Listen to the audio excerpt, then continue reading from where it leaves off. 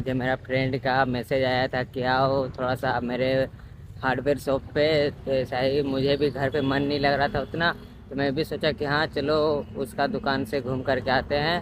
तो देखिए मैं रोड क्रॉस करते ही उसका दुकान है। अगर आपको मेरा वीडियो पुराना वीडियो सब देखे होंगे तो आपको पता होगा। देखिए मैं यहीं से आपको जूम करके दिखाता हूँ उसका दुकान।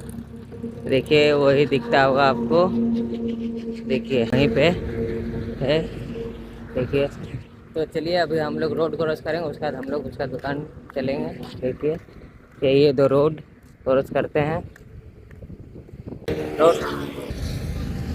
चलिए तो देखिए रोड क्रॉस करते हैं, गाड़ी एक भी नहीं आ रही है अभी। देखिए पूरा रोड खाली है।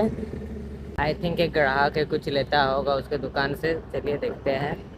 ओके, क्योंकि गैस मुझे मन नहीं लग रहा था, इसी वजह से मैं भी सोचा कहाँ जाऊँ नहीं जाऊँ। तो मेरा फ्रेंड का ही मैसेज आ गया, तो मैं आ चुका हूँ उसके शॉप पे। देखिए ये माँ तारा